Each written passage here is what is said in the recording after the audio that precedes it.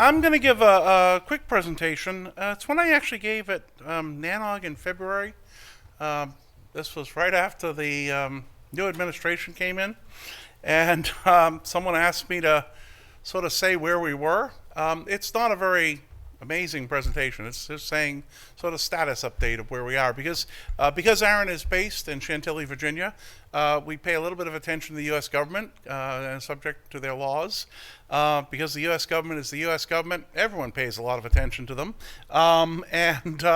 So I just figured I would share this because there can be implications.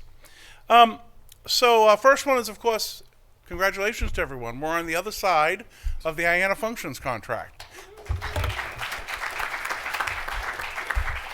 The long-standing contract between NTIA and ICANN for ICANN to operate the IANA name, number, and protocol registries, that actually has been replaced. It came to an end. NTIA and ICANN agreed to end it because the proposal that the community made to be the contracting parties for these things, what was called the IANA Stewardship Transition Proposal, was accepted by NTIA, and then we fulfilled the conditions in that proposal. It called for establishment of contracts between the respective communities affected by each of these registry types and ICANN. The named community has an ICANN contract on its behalf with PTI. So ICANN, through its supporting organizations and constituency, represents the affected community. It actually contracts with PTI, which is its affiliate, the Public Technical Identifiers organization. The numbers community, we contract with ICANN. And ICANN, again, subcontracts that to PTI. And the protocol community, IETF, has a long-standing MOU with ICANN to perform the protocol parameters functions.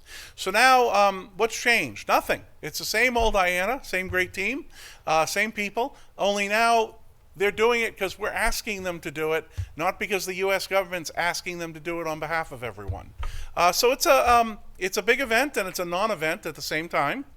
It almost didn't happen. There were some remarkable things that happened in the last couple of weeks of September, and to the extent that you happen to see anyone from, for example, ICANN, the legal team, the lease, Curran, all of them deserve thanks because ICANN really pulled through in fighting for this. We got involved.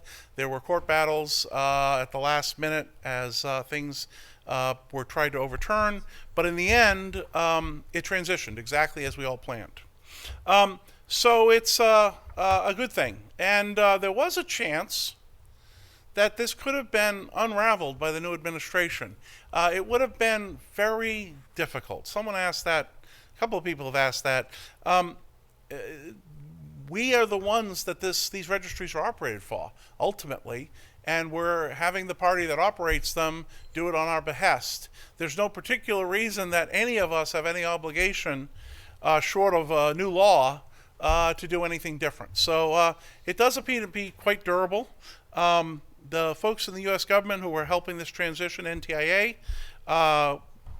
went through quite a bit to make sure it happened. And if you see Larry Strickland, for example, you should give him a word of thanks. The RIRs did actually send him a letter of thanks. The 5 CEOs signed that and gave it to him. But it's all in all a good thing, and it does appear to be durable, and so we're very pleased by that. Someone else already noted, now there's the routine aspect of running according to this, and we're setting up the review committee, and we're working on reporting and all those other good things. FCC Open Internet Reclassification Order. So as folks know, we ended up with recently we ended up with the U.S. government taking a stand on net neutrality. And this was the prior administration, and they did this by reclassifying internet services under as a telecommunications service under Title II of the Communication Act. This is actually a huge change. The good news is we got net neutrality out of it, so providers who do discriminatory functions like blocking and prioritization and so on and so forth have a clear party. You can go to the FCC and complain, and the FCC says that's now their jurisdiction because that's now a telecom service. And but in the process of doing it, you end up with everything that we've ever had for the phone network suddenly being applied to the internet. Now, the FCC has said it's not going to do any of those things. All the other sections, like filing tariffs for your rates, they have forborne. They've said, we're not going to do this. So we got, for those people who wanted net neutrality, we got it. For those people who didn't, sorry, we got it. We got it via the FCC. In the process, the FCC did become the regulatory authority for internet services in the United States. That had a bunch of implications. One of the other implications it had is that the FCC took it upon itself to issue some privacy regulations. And in the past, that would have been done by the Federal Trade Commission. The Federal Trade Commission has handled dozens of suits and hundreds of matters regarding service provider issues. Well, the FCC now handles it because it's the regulator for the internet. It also had some strange effects with respect to IP addresses. We actually had to get involved to make sure that we didn't accidentally reclassify at least how the U.S. government thought IP addresses were managed. So if you actually look at the order, you'll find the FCC Open Internet Order, the reclassification, you'll find buried in a footnote a statement that says this order does not affect in any manner how IP addresses are administered. Those are administered by the Internet Number Registry System. Footnote to the 5 RIRs and the RFC that describes us. So they did reclassify what the definition of Internet is, what the definition of the PSTN is. They put it all under the FCC, but they put a little carve out saying we're not trying to change how Internet numbers are managed. This is what's coming up ahead of us. Some recent ones, just other things going on. There is a Digital Millennium Copyright Act online designated agent registration, which is that if you happen to be using the safe harbor provisions of the Digital Communications Millennium Act, you now need to register with all people interesting the Copyright Office that's operated by the Library of Congress. It is very important that you register your designated agent if you're a DMCA party and you're using the safe haven provisions. One of the things that's up for grab right now is the Communication Decency Act. Right now, there's multiple cases underway regarding the exemption for intermediate providers. And this is an interesting thing. So we know what a publisher is, and we know what an ISP is, but an online service can be one or the other, could look like both at times, and we don't know how this is going to work out. There are parties that aggregate content or provide a platform so you can put in your own content that may now be held by that content. So does a room rental site that lets you rent out your spare bedroom, is it responsible for the accuracy of what someone puts in that website? If someone's advertising services, I'm out there and I'm busy advertising lawn mowing service, and you have a website that lets us all advertise, are you responsible for the accuracy of my ad or the legality of my ad? This is in flux and could easily have impacts on layers above the internet layer.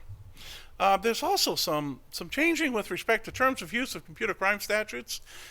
This contention over whether or not if you violate a website's term of use, are you violating an agreement that's civil, or do you actually commit a crime? Are you actually committing cybercrime by doing so, and therefore could be prosecuted by the government completely independent of the fact that you violated the terms of use? This is also in flux right now, and it's a very interesting case for all of us. Okay. The outlook, as I said, IANA functions transition, it does look durable. It even looks like the people involved are all going to be fine, so that's a very good thing. The Open Internet Reclassification Order, well, we're now seeing one of the side effects. The FCC, which did some issues on privacy, that's now, there's an act underway, actually there's now a bill underway in Congress to effectively remove that authority from the FCC and put the handling of privacy matters for ISPs back in the Federal Trade Commission. Might be good, might be bad, but certainly something you want to be aware of. And then there's obviously increased issues about network and user attribution. For example, the ICANN's GAC has a public safety working group working on trying to figure out how to do better attribution of networks, which we've had discussions of. That's my whirlwind tour of what's happening in the U.S. government and the internet. I will take questions, but I also want to note we're 1 minute into lunch right now. Any quick questions? No? I mean, it's an interesting topic. There's a bunch of interesting topics. I just want you to know, ARIN does pay attention to all these things. We don't take a position in the vast majority of these. If we take a position on a matter like this, it's because I've come to you and said, we're going to take a position, we're going to support the IANA transition. The board has asked me to do it, we tell you, we open up. But in general, we don't take a position on these because you guys have different views on them sometimes. We got 5,000 members, 20,000 customers, and some of you might come down on one way or the other on these matters. But we do track them so that if they affect the registry system, we'll be prepared to respond.